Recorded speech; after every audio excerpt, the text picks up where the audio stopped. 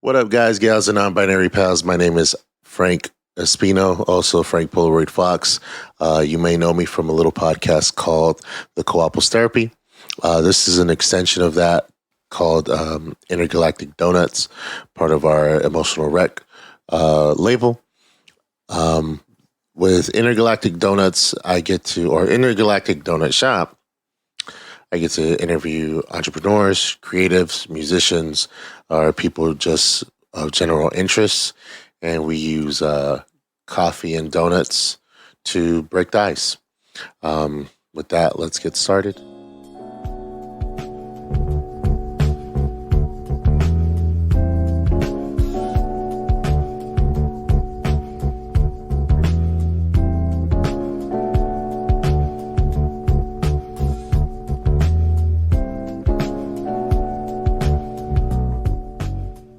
So for today on the Intergalactic Donutshop, I have long-time entrepreneur and owner of Amór Kombucha, MartinSanchez. How are you? What's up, man? Thanks for having me. This is dope to always break bread and drink some coffee with you. Doing well. Thanks for the intro. How's everything going with you? It's going good, man.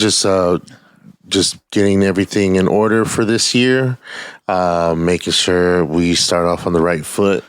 I know we had the Intergalactic Roscas episode, and I'm really glad you were able to stay on to do our interview here right now. Yeah, shout out to Theo, man. Yeah.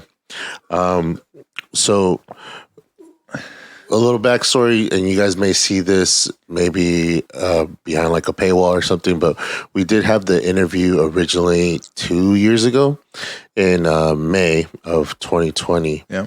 Unfortunately, because of that, unfortunately because of audio issues, we weren't able to actually release the episode.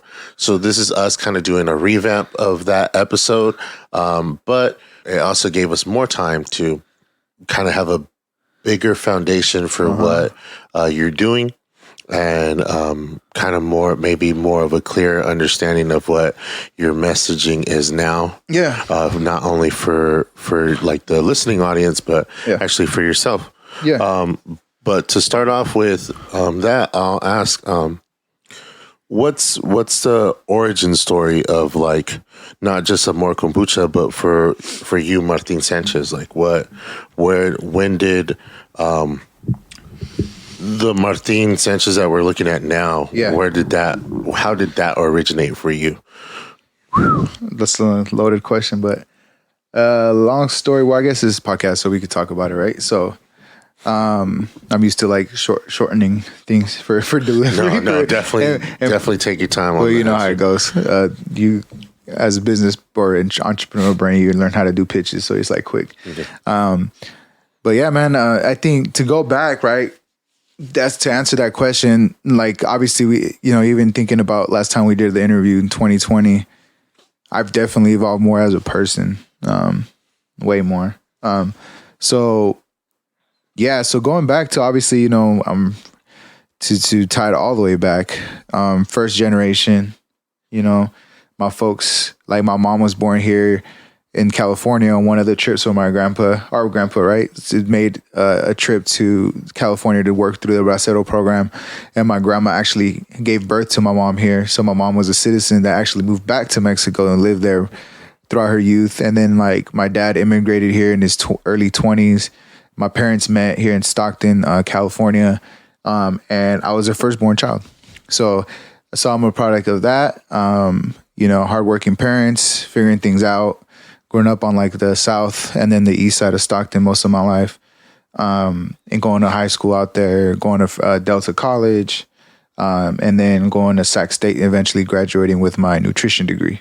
So obviously there's a lot of stuff that happened in between that time, but obviously for sake, for what I'm trying to get to is basically through all of that, I had to kind of go through a lot of stuff on my own just because I'm the oldest of five, going to college for the first time in a family, et cetera, first one to graduate, et cetera. And I think that even like spread out to like our extended family because I don't think no one even graduated with through a 4-year program at that time. Yeah. And it was definitely like tough to navigate, you know what I mean? Like all the application process, paperwork, homework, not knowing what the hell to do.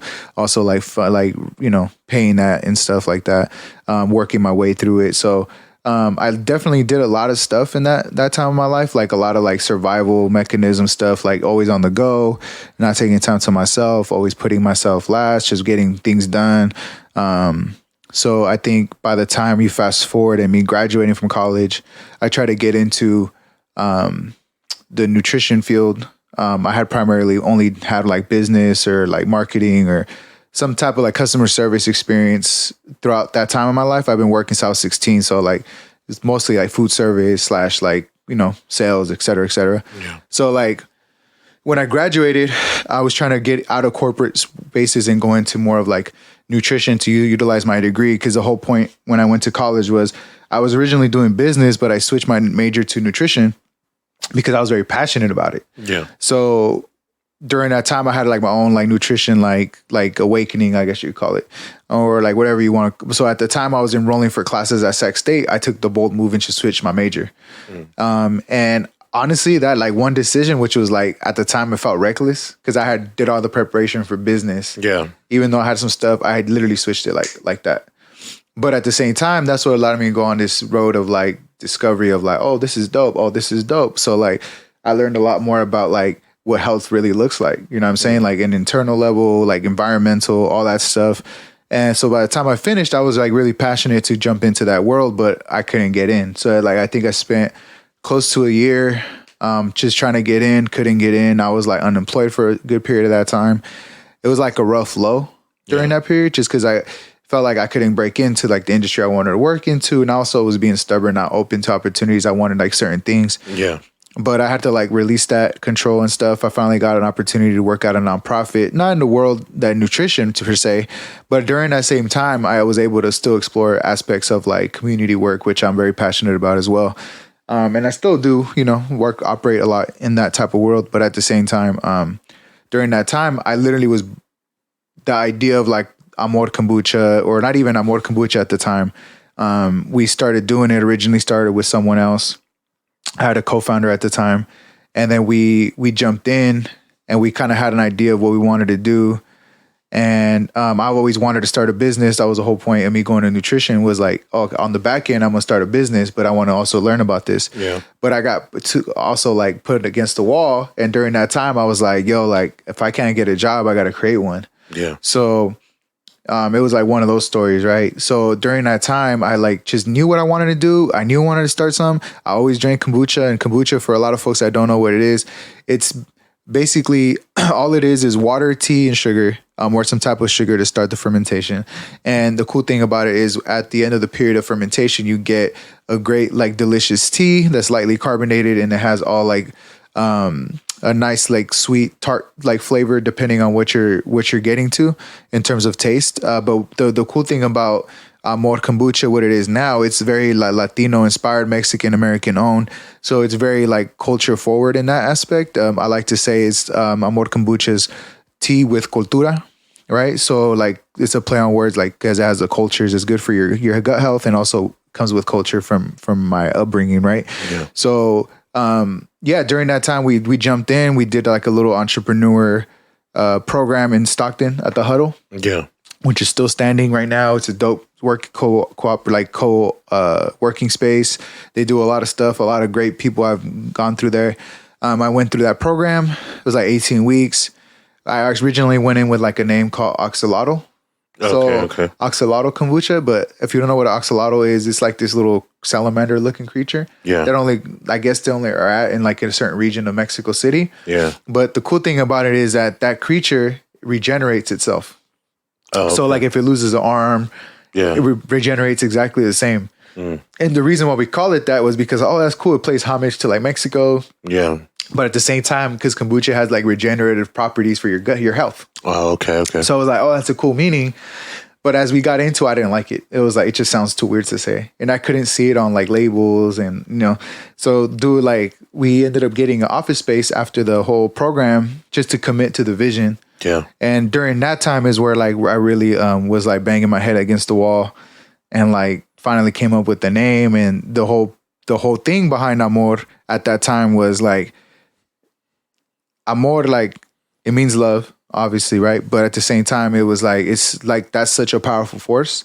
And also like coming from Stockton, a lot of people have like these certain views or negative like perceptions about Stockton. Yeah. And I wanted to bring like positive light to it. So like for me, it was about Amór. So every time you've seen that, and on the bottle, I'm the one who really started it, but I put Hecho in Stockton. Now some people like to say it, but I pretty much started that. But so I put Hecho in Stockton. So it gives you like an idea of like who it's made from, also where it comes from, but also you're also reading Amór on the label. Yeah. Right. So it's like my way of giving light to the city.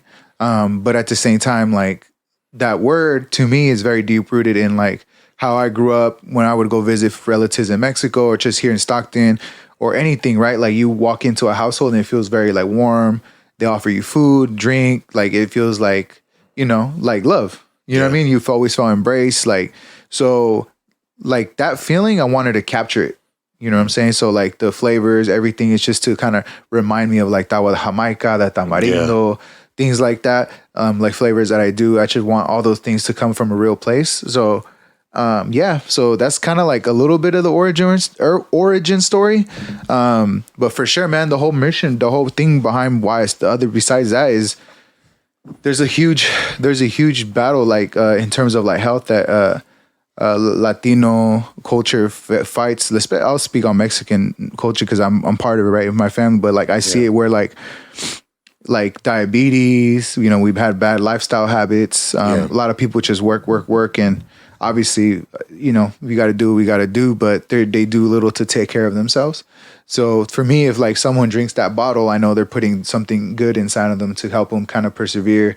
And like the whole tagline with the Amór Kombucha is besides lead with love, it's endure, conquer, inspire. So like, how do you do that every day if you're not fueling yourself? Yeah. So like with Amór, like that's the whole thing is like, I'll cap everything in that bottle is supposed to help you pursue and like go through every day with like, but you're giving yourself something good to like be able to sustain yourself. Yeah. So that was the whole mission behind it. Cause in school I learned a lot about food deserts, access to food. Also like through Amór, I've been able to expose a lot of people to kombucha that never heard about it. So it's been like a cool like education, like good first time for a lot of people. So it's been good, man. That's kind of where the whole thing started.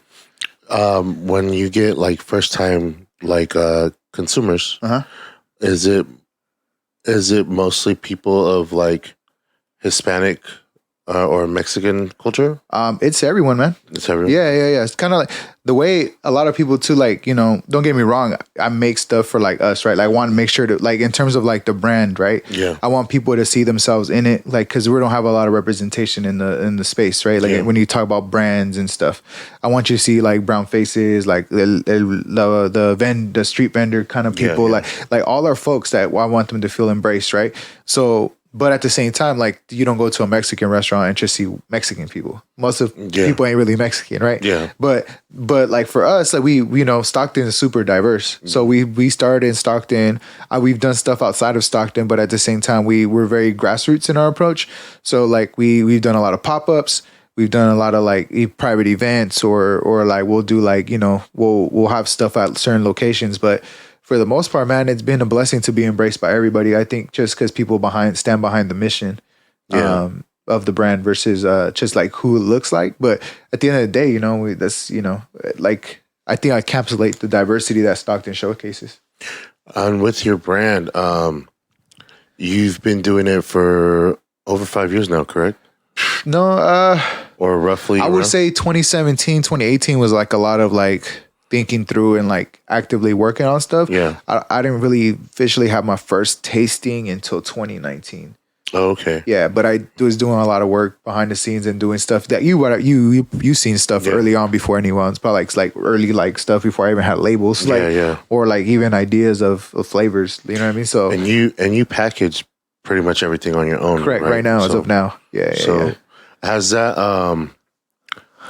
has the I guess the labeling changed for you in a sense? Like, have you, when you go through like the labeling process, or when you went through the labeling process, going from the original like logo or anything like that, has that changed for you at all? Or in terms of like the brand, yeah, I've gone through not too much of like changes. The logo itself has pretty much stayed consistent. I've added stuff to it, if anything, but not too much. It stayed pretty true to itself. The original one actually literally had Amór Kombucha blasted on like on a white label, and it looked very clean. Like my thing, I love like clean, minimal, like aesthetic. I like all of the cut. Like, and when I started adding the stuff that was more flavor centered, that was the shift. I stopped doing like the general one. Yeah. But it was like same thing, right? I wanted to feel like artisanal, like kind of like if you go pick up something, it feels like it's still like from like someone made this. Like it feels real, like, you know what I'm saying? So so I started adding stuff. My whole point was to like, obviously like a lot of brands do this, but like to showcase ingredients. Yeah. But like, you know, illustration. So it's very like raw, like in this raw form, you know what I'm saying? So very abstract, but at the same time, it communicates what it is, obviously. So with like if I remember correctly, Como la Flor was your original flavor. Right? So that one. So originally it was Eterno. Eterno. So Eterno was like Eterno is like it's like the most like standard. Oh, that's the one with the jade, right? No, it's the jasmine green tea. The jasmine green tea. Okay. Yeah, so it's a jasmine green tea, and it's just straight jasmine green tea. That's it. Okay. Como la Flor was another one that was in the first. So like the core lineup is it's the jasmine green tea, the Como la Flor, which is hibiscus, lavender, and rose. So that one's all flowers. So that's a really cool one. Caffeine free. It's really unique. Yeah. And then I have another one called Salud, which is tamarindo and chaga with I make it actually with the pu'er yellow tea. So it's like, so that specific type of tea, the tea's already fermented, and then I ferment it again because I'm, you know, making a kombucha. But that tea alone, like that stuff is like mad, like powerful, like in terms of antioxidants and a lot of stuff that it does for you. Yeah. And then I have another one called piñata, which I use the jasmine green tea, and I juice the pineapple, ginger, and turmeric. Okay. And then I make my own little mix, and then I add it to the flavor. Is that your core? The 4 is your core lineup now? That's the core. Because I remember when you first introduced the piñata, that was supposed to be like a limited one. No. So I kept it. It was like newer. It's just more for people who love that like flavor. It's a little more vibrant. It's fire, you know. But I kept it as a core because ginger and kombucha are like a good marriage. Yeah. And then I'll do 2 seasonals right now as of now per season. Yeah. So I have one in the summer or like summertime. I call it Pura Vida. Well, actually, the folks that the community named it. We chose out names. They gave it that name. It's a white tea with mango, and then I add in like some ingredients like amla berry. Like there's camu, and the reason why I add that stuff because it adds a lot of vitamin C to the drink. And then I have Gracias, which is a seasonal right now, the one you have in your hand. Yeah, so that one's fire. That one's super popular. So that one's Earl Grey tea. So it's a black tea, so a little higher in caffeine, but not as much, right? But it has also mix it with mulling spices. So it has like the warming sensations, like for a winter drink. And then I add the fresh pomegranate. Oh, okay. Yeah. So it has like a lot of like spice, like, you know, you're drinking like something spiced drink. So it's really nice. It's still a cold drink, but it feels nice and warm when you drink it. Yeah. Are all of your ingredients like locally sourced? So if I could source it locally, like all the teas and stuff, I'll have that like stuff imported. I buy it locally from like a local distributor. Yeah. Then I have the ingredients. Yeah, for sure. They're local. Yeah. The local stuff. Yeah. Farmers markets. Obviously, I have relationship with some people. I get like the pomegranates, things like that. But for the most part, I don't do too much with added juice or fruit. I try to keep it like the Como la Flor and Eterno or just tea. Oh, okay. You know what I mean? You don't got to add anything to it. Yeah. So it has a lot of the flavor already on its own. I remember from the last time that we spoke, you have now made more, at least bigger feats in your company's like step. Oh, like strides, bigger strides. Bigger strides, right? Yeah, I would say so. Like being able to since the last time we talked, I think from going from a brand that kind of was very well embraced early, which is it's a good feeling, but it's also like a lot of responsibility in the aspect of growing it a certain way and also staying true like to what you wanted to do, right? Yeah. I had to make a lot of decisions and say a lot of no's through that process since the last time we talked about specifically about this. But like, you know, pandemic was great. Like I went from doing like little pop-ups here and there to having like a couple like locations carry like a keg so you could get it on tap. Yeah. To basically switching to home delivery during the pandemic to make it work. And still be able to provide it for the people and that stuff. Like that's what really helped me carry it. And I was up and down everywhere. You know what I mean? I even did some crazy moves to like LA. I was in Fresno. I was in Gilroy. I was in obviously Stockton, but like, cause it's still just you pretty much. Correct. Obviously I have my folks that help me out. Like, you know, like like Ruby, my fiance, she'll help me out if I have to, my sister, my brothers, like my mom. You know what I mean? Like if I need help with like quick little moves, you know, stuff that I know they could handle, like they obviously step in. But for the most part, like, you know what I mean? Obviously it's, you know, I want to make sure. And I love doing it too because I love interactions with folks that I'm able to do this with. But yeah, man. So from then, it's, for example, like in terms of like strides, being able to go through the pandemic was a big win. Obviously, you know, it's tough to do that. It was tough for a lot of businesses. And obviously there was a lot of other things going on, but from then to now, man, I've been able to go to some cool events, be a part of great communities, make some more connections in the industry. It's just been cool, man. It's cool to be able to still do it. I think that's a big win for sure. Yeah. And then you said early on, you pretty much from right out the gate, you were embraced a lot and received a lot of love. With that, it's helped a lot with your growth.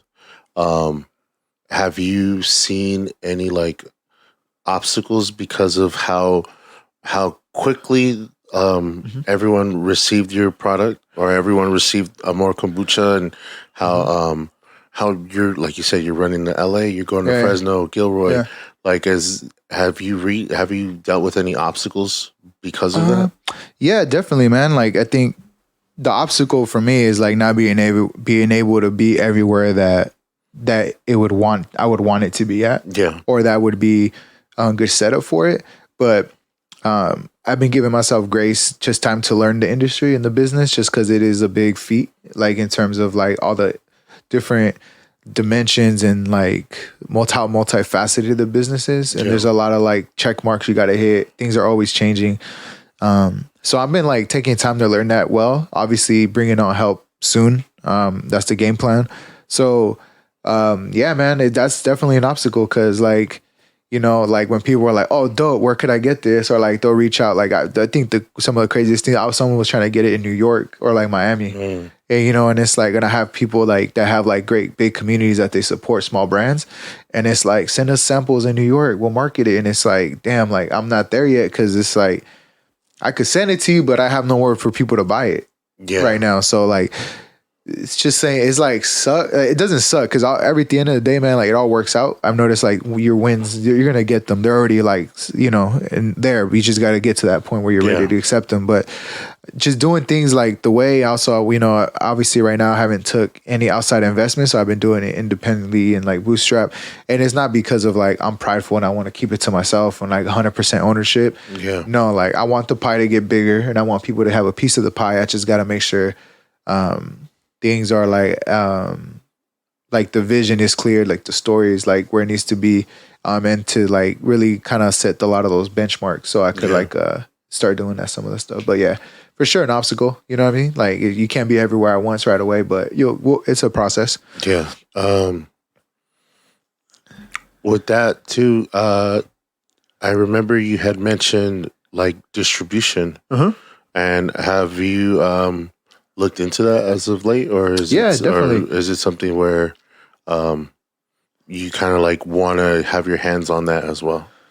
So definitely, man. So like I'm taking like a more like grassroots approach in the business. Like I love to learn more aspects of it. That way, when if I ever do go out and exceed investment and stuff, I don't believe you ever know everything, but at least want to be familiar with certain aspects of the business. Yeah.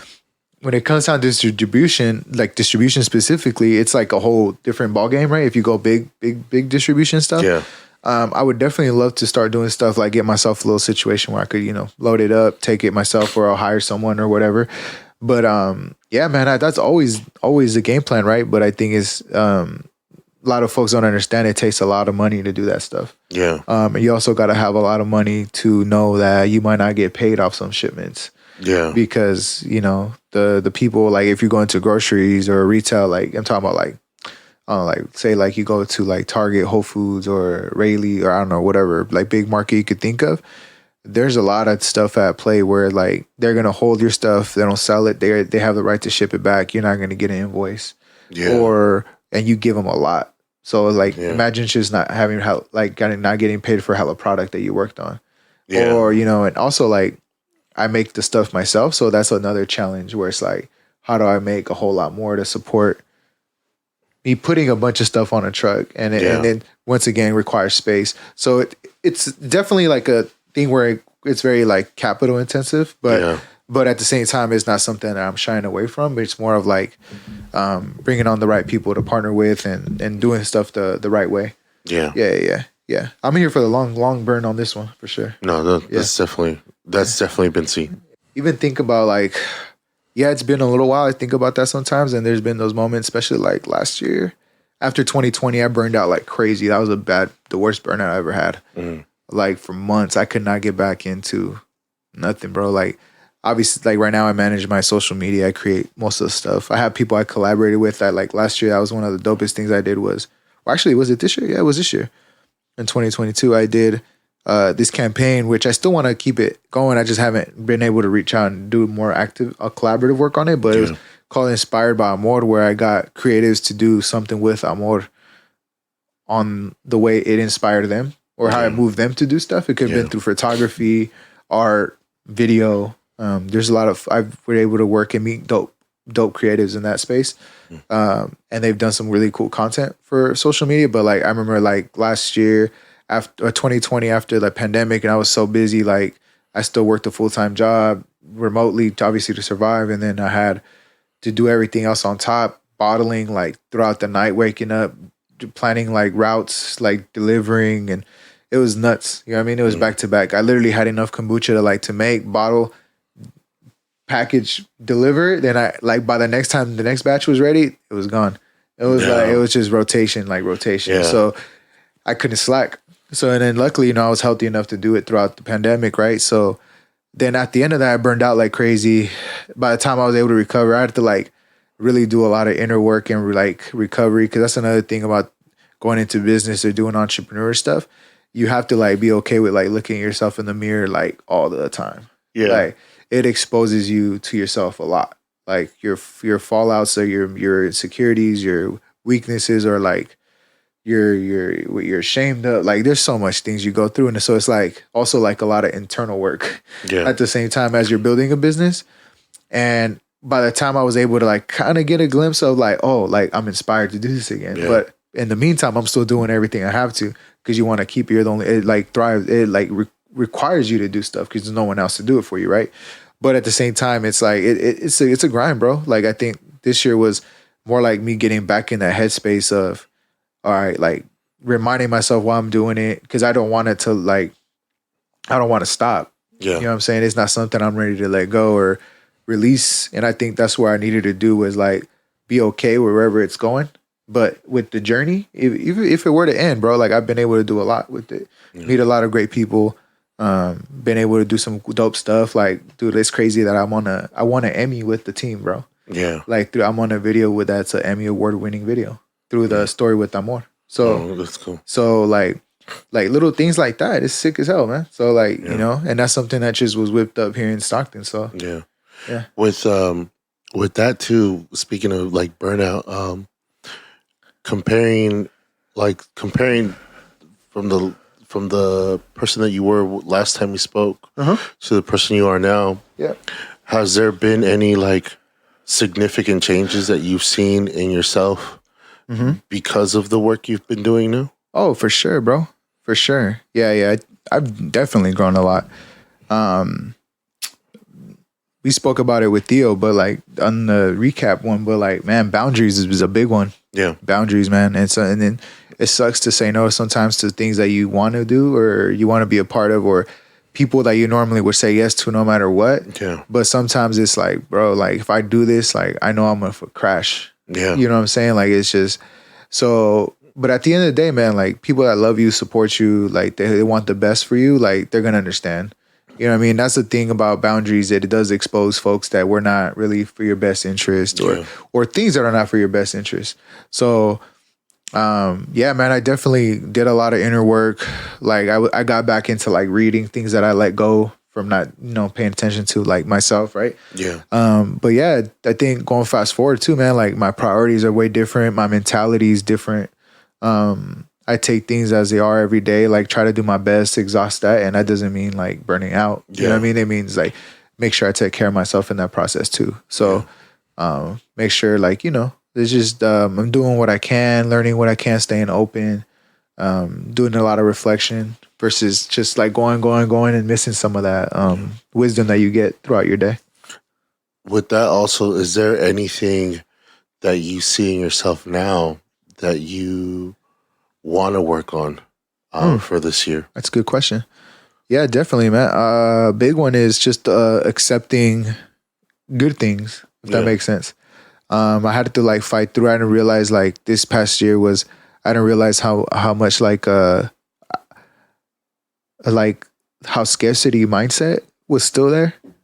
In a lot of aspects where like I would say no to things like sometimes, or like I feel like if something cool was happening, like I felt like the other shoe was gonna land and someone's gonna fuck up, or so like, or like being able to be just live in the space where it's like this is good and I deserve it. Yeah, like so I'm doing better with that now, but definitely just stepping into spaces and knowing what I'm worth and what's like my value when I come into spaces. That's a big one. And also like next year, I think stepping into like me more.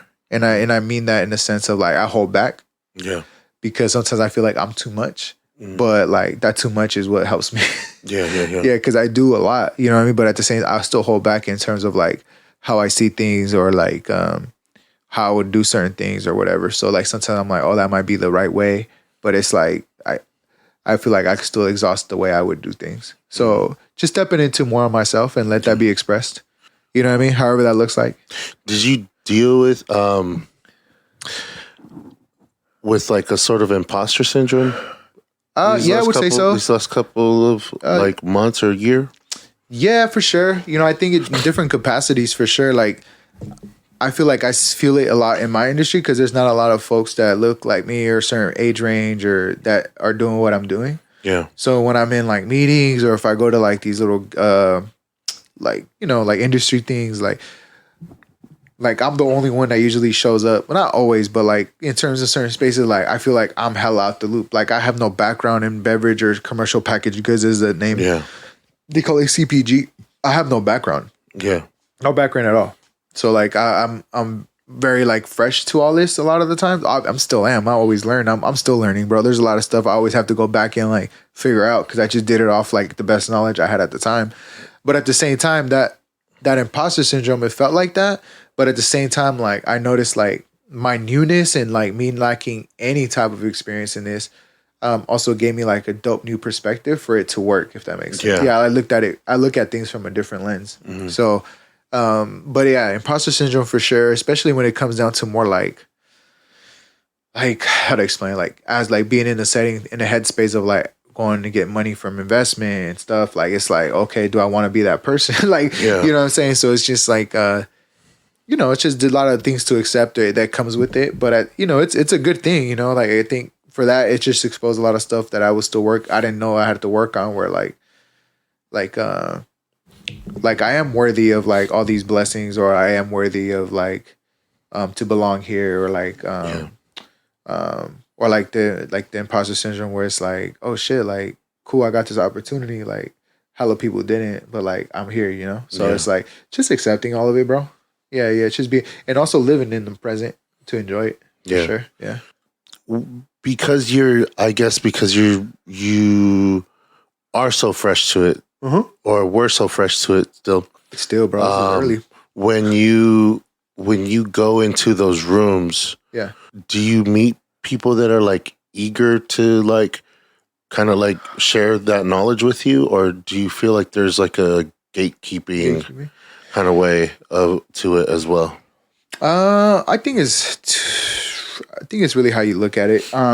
There's definitely a lot of people I've met and I talk to and I've been able to work to that reach out organically and vice versa, that are open to conversation, sharing resources. I've had I think I'm that way, so I attract the people that do that. I feel that way. So I never, like, if you hit me up about something, I'm gonna tell you what I know. Like, there's no point of like, bro, like, God gave game for free. Like, you know what I'm saying? Like, I'm not gonna, like, real game, you don't have to pay for it. Like, but at the same time, like with me is, when it comes down to that, I feel like more of the gatekeeping is around the world when you start talking about, like, specifically in the industry I'm in business in, right? Yeah. Like, I don't know if, like, it's like this for everyone, but like for because this is so different from like me, if I were to do, like, I don't know, like clothing or something, right? Yeah. It still has this challenge, obviously, but I don't know those challenges. It's just a little bit different. But here, I feel like the gatekeeping's around how to take it to the next level in terms of money and like the right people. Like, there's certain people that do have power over like who cuts a certain check, who gets the check, and for sure there's gatekeeping around that, because there's no way in hell, like, Latinos, Hispanic, Latinx, however someone identifies, we're so huge. We're like a huge number in the population. We drive so much of the economy, but we still get like under 2% of investment money and venture capital. So definitely signs of gatekeeping. There's a lot of people doing dope stuff, but it's like, this shouldn't just be the 1, 2. It should be more. It should be more. Because at the end of the day, we're the ones who are driving consumers. So, So, at being like Latino or Mexican or Chicano based, how have you reached out to like the community in a sense of like, I don't want to say exclusiveness, because it's, I don't want it to be seen as a negative term, but in a sense of like, giving that knowledge, like, because I know during the pandemic you did do the N95 mask. Oh yeah. For the farm workers.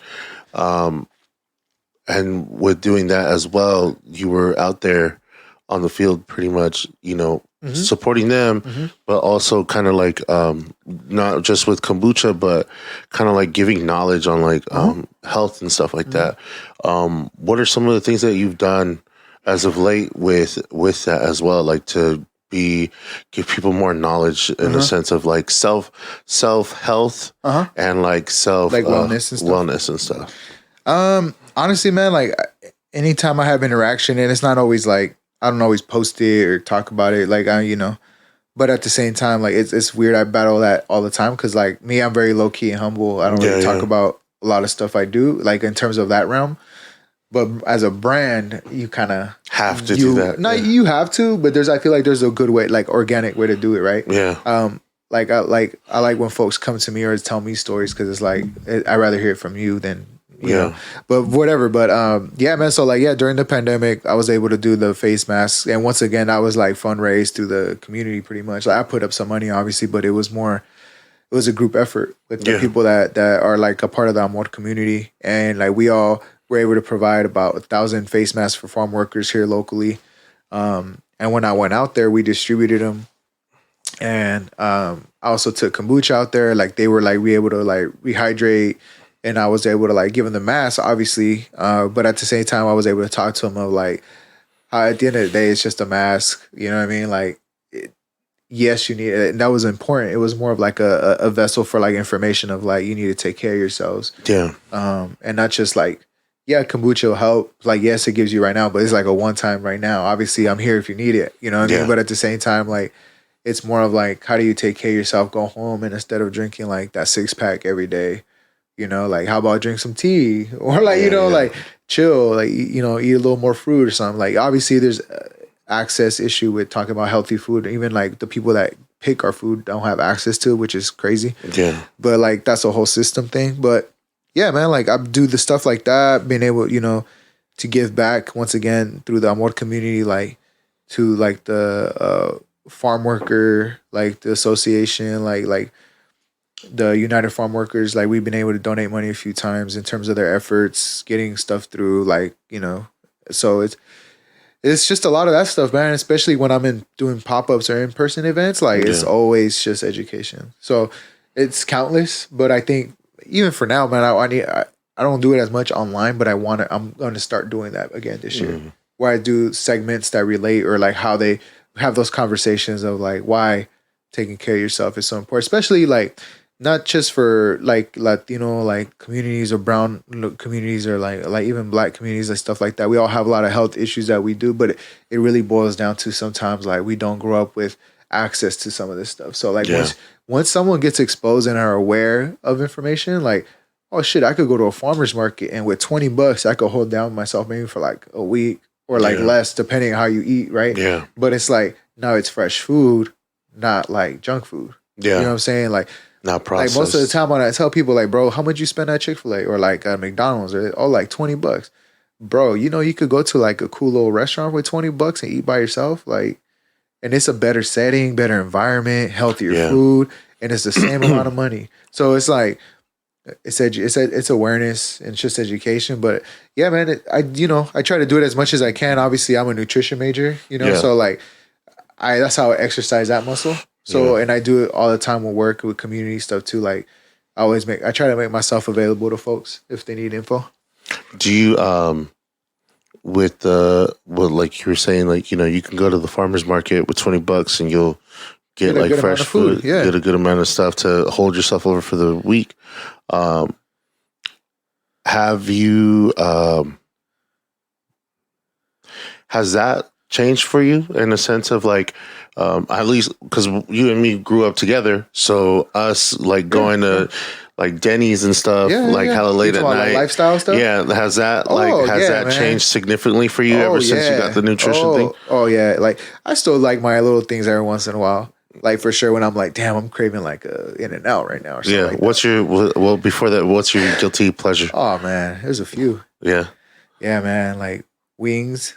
Love me some wings, bro. Some good chicken sandwich. Or like a good burger every once in a while for sure. Yeah. There's a few things, man. Also too, like there's nothing like a good burrito or tacos from the taco truck too, man. Yeah, that's always burrito supreme, bro, which is loaded up.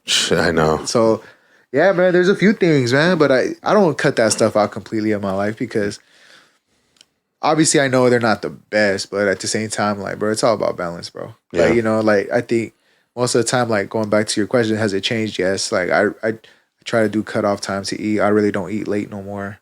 Just because I noticed the impact it was having on like my like system at night, and I wouldn't really sleep that well. Yeah. And then like just during the day, bro, I just try to load up, eat a lot of good stuff, you know, like a lot of tea, coffee, water, salads, or I'll just do like smoothies to hold myself down. Yeah, man, a whole lot of lifestyle changes, bro. Yeah, like I haven't done the Denny's move late night in a minute. Yeah. So like that used to be obviously growing up, that was like a go-to with the nachos and the fries, but like, yeah, man, a lot of lifestyle changes, but for the same reason, bro, like I noticed when like I would do stuff like that, or even like, you know, like my relationship with alcohol too, bro, like for a while there, I was like, it's during the pandemic where everybody was drinking, even before, like we, you know, wine tasting here, doing things, events. And sometimes you go to these events, social, like everyone's drinking. That caught up. So it's like, you know, like even that, bro, like I cut that out for hella long, like no alcohol at all.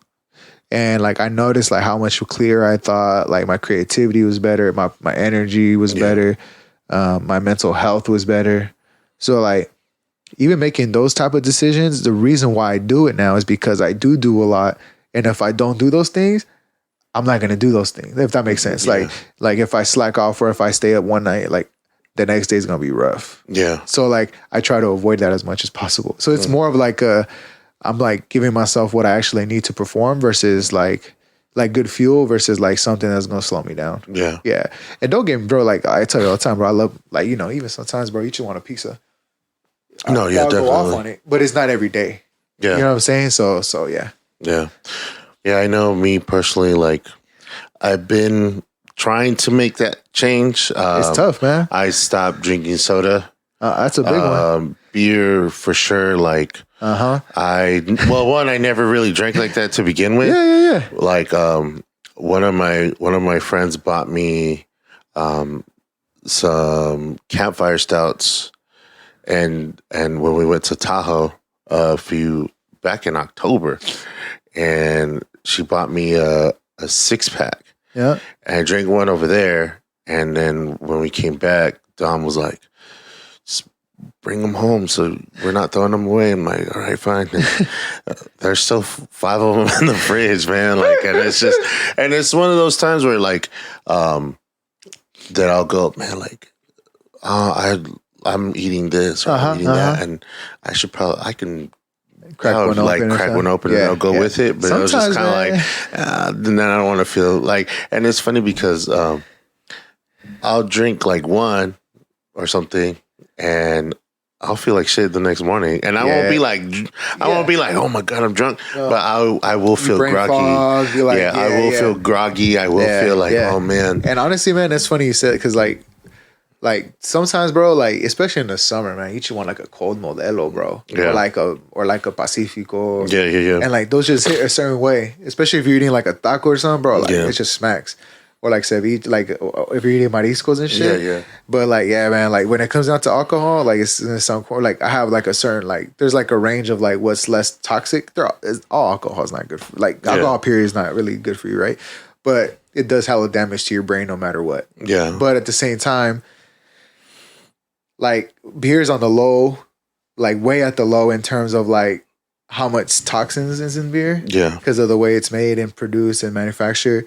Is like that is way more inflammatory than any other. Like, so like even if you drink like a wine or it's like more distilled, like, or like a tequila, like how it's more clear and like distilled and shit, like it's gonna give you less of that. You know, like when you drink beer, sometimes you get bloated and stuff. Yeah. Like tequila's not gonna do that.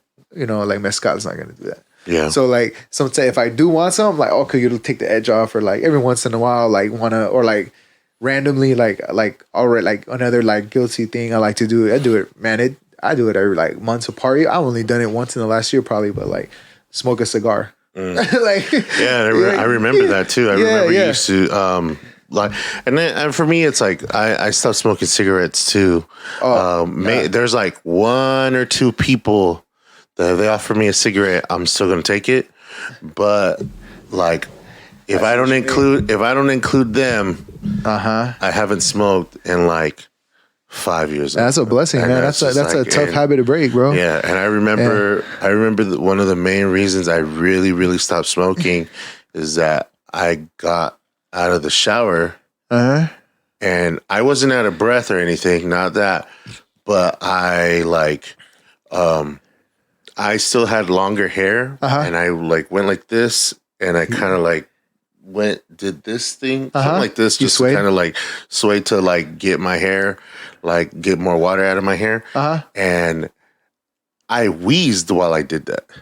Like my body started wheezing while I did that. Yeah. And I was just kind of like, what the hell? I was like, what the hell? Like, what was that? And I started doing it again and I wheezed more. But it was more of like, how do you say it? It wasn't even me breathing. Obviously, I was breathing, but it was more like when the squeaky toy doesn't have the thing that makes the noise anymore. So it was like shh, and I was just kind of like, what the hell is that? It's like there was damage or something. And I was just kind of like, okay, like I said, you know what? Like I can't be smoking anymore. Like that. And and 5 years ago, man, you were young. Yeah, and the thing is, well, you're still young, but you know what I mean. And the thing is, it was like, during that time, I was already like, yo, I'm slowly not smoking anymore. Like I was already like, instead of smoking like a pack a week, I was already like smoking a pack every 2 weeks. Yeah. And I was able to stretch it like that. And I was like, it shouldn't, like one a day wasn't that bad. Yeah, it's a lot, man. So it's good, man. You made good changes. Yeah. You're doing better. It's good, man. Obviously now too, you're probably happy you did it with the baby and everything. Dude, that's honestly, man, Shit, one of the things. Your ass would have been wheezing. One of the things that I told Dom too. Also learn behaviors, bro. Yeah. Kids, man, they learn it, bro. Dude, and it's funny because They'll watch you, dude. I'm not gonna say like because my dad smoked, but I remember my dad smoking, and I would have the smell at my window. But my dad wasn't the reason that I smoked. Like no, but, it was one of those where it's like, but it's like it's weird, right? It's not that it's the reason, but certain things, if you see it, right, or it's like you got permission to do it. Yeah. It's not. Yeah. It's not because they influence you. It's like if like you're around. If you like like I'm the oldest, right? So I'm the oldest in my family. So I don't know how that feels in terms of like having an older sibling to look up to and like being influenced. But I always hung around like older individuals that I got influenced by or stuff, and it's like easy to soak it up. Or even just the way if you're around someone for too long, you speak the same way. Yeah. You know what I mean? Lingo or like whatever it looks like. So yeah, man, behaviors, bro. Kids, man. I will never forget. Like I don't have any kids of my own yet, but like when Julian was a baby, when I would read, I noticed when even before he could read, he was a kid, like small, he like would grab a book and just post up next to me and pretend to read, or like he thought he was reading. Yeah. But it's like, I didn't tell him to, but it's like observed behavior. Yeah. You know what I'm saying? So it's a trip. Yeah. That's another thing too. Like food wise, like I've learned to consume less. I still consume a lot, but I've learned to consume less. Yeah. And one of the things that I told Dom before the baby was even born, I forget, it was probably like around Thanksgiving or Christmas. Yeah. But one of the things that we did with like Lou and Israel was something called the tradition, which was go to the Winchester the night before Thanksgiving. Okay. And they would get fucked up. And I would drink, but I would never because of how I get when I drink. Like I'm just like, no, I'm not gonna fucking drink like that. But I remember one time I drank and I got really sick after, and I was like throwing up. And the thing is, the big issue that I have now that I'm older, whenever I throw up, my blood vessels under my eye, like pop. Oh shit! You do a lot of force. Yeah, and it's like all this will look like I got into a big ass fight, and like it's just all spread out. And I'm just like, okay, like I'm not gonna do that. And then another thing also is just like if I get sick, like stomach sick, because I eat something, and I told Dom like I in no way do I plan on getting stomach sick because I overate now. Like if I eat something and it makes me sick, then that's beyond my control. I go, but if I know that I'm gonna eat something and I'm gonna overeat and then I get sick, like that's not my plan to do that anymore. I was like, because there's gonna be a time where if she needs help with the baby or something, or if it's just me and him, then I want to be able to be like, I have no worry that he's gonna be by himself or something like that. So yeah, man, it really.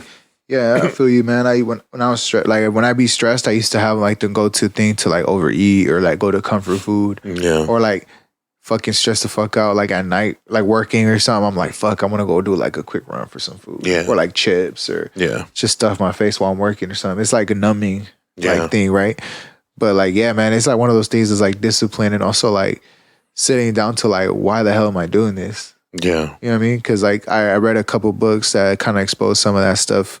And it was like, okay, there's probably like a deeper rooted thing. Like, oh, why am I eating? Because why do I feel like there's not going to be enough food next time? Or is that like more like scarcity? Like you know what I'm saying? Yeah. So it's like you get a little more deeper into your own psyche and understanding like why you do certain things or behaviors or like why you learn that. Yeah. And and it's just like unlearning it, and it's still making space for like eating. Obviously, it's a obviously we all do it, but at the same time, do it in a way where it's like a harmonious relationship between you and food. Yeah, you know what I'm saying? Because like now, same thing you were saying earlier, I used to do all the time, but now I just eat to the point where I'm like satisfied before I even get full. Yeah, because by the time my brain catches up to where my stomach's at, you're good.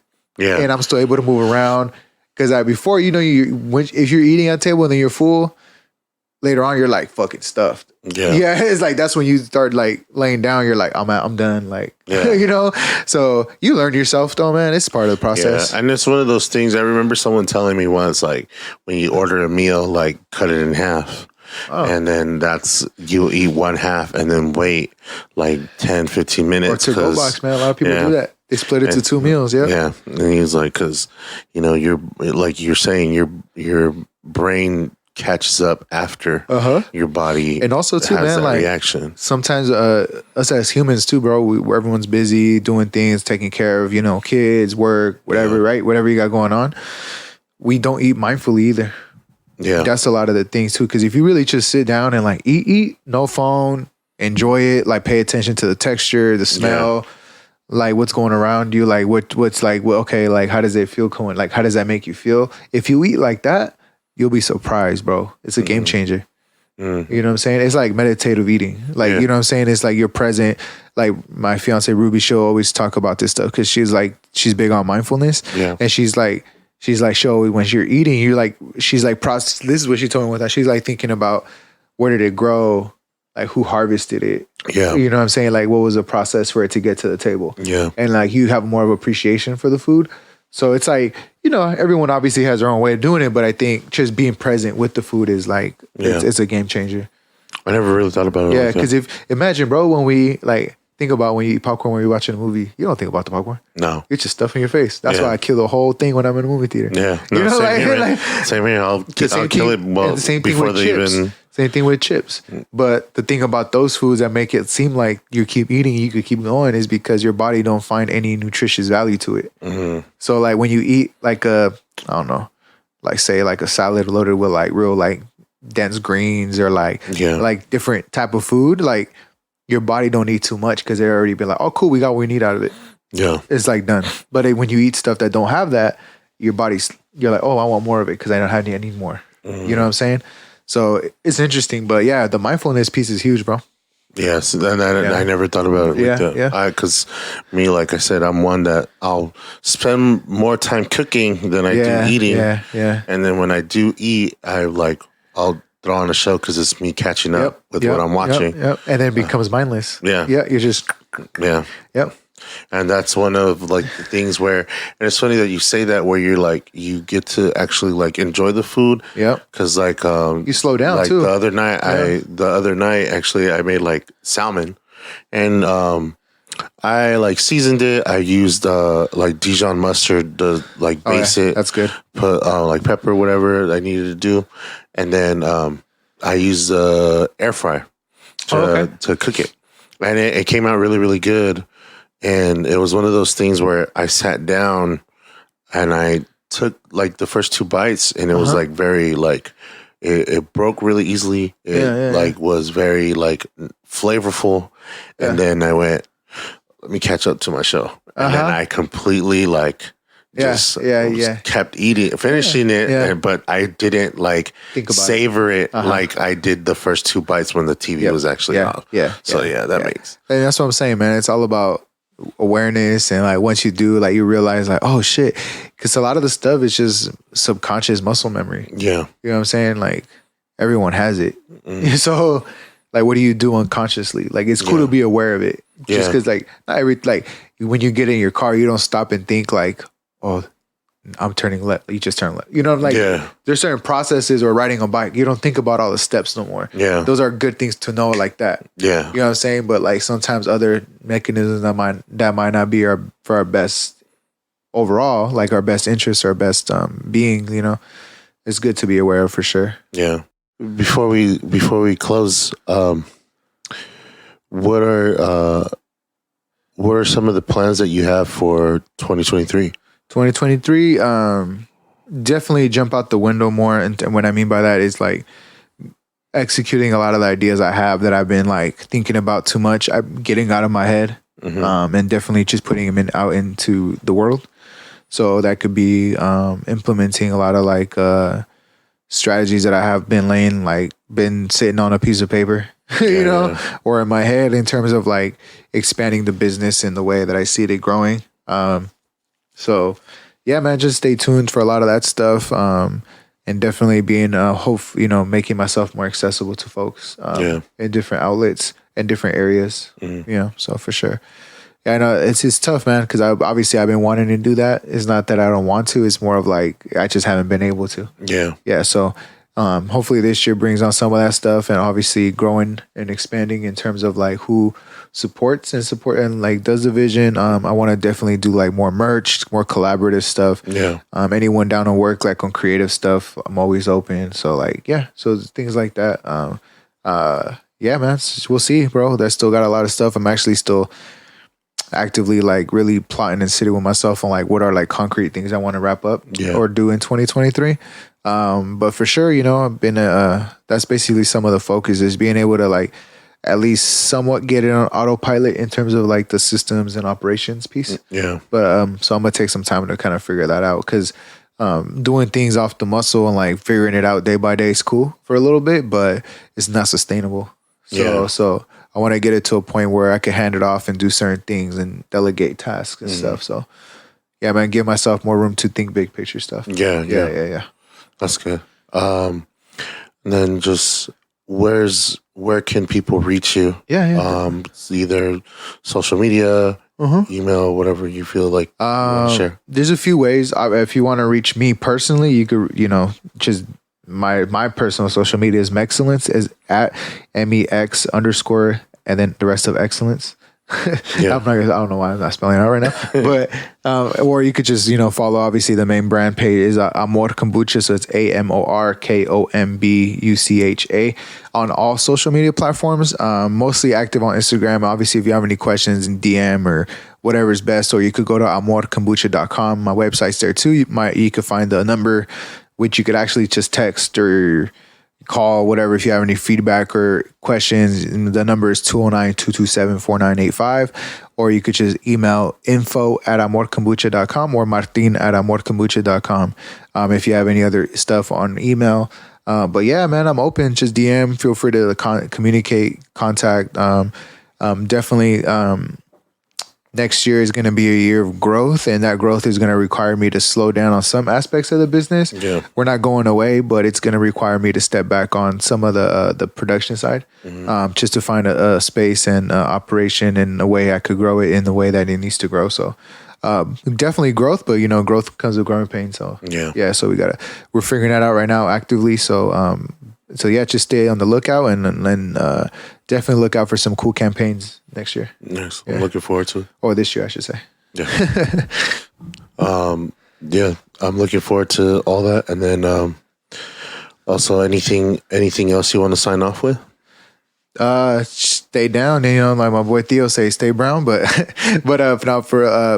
so just continue to push through daily. Like I think every day, we're all given like another chance to like pursue what we want, be happy with those we still have around us, give flowers to those that we love. So like with the whole motto behind Amór Kombucha is lead with love and face the world with amor, endure, conquer, inspire, all that stuff. Just make sure you're doing what you can and what your best looks like every day, and whatever that looks like to you, just make sure to make it happen. Nice. Yeah. Nice. Thank you. And thank you for coming. And then thank you for listening also. Make sure to follow us on social media, Intergalactic Donutshop on Instagram. I don't think we're on anything else, but we're on all social media. We'll be on all social media platforms by the time you hear this. YouTube as well. For the video version of the episode. And we're going to be on all streaming platforms, Apple, Spotify, Amazon Music, all that other good stuff. So thank you guys for listening. I really appreciate it. And peace. Peace.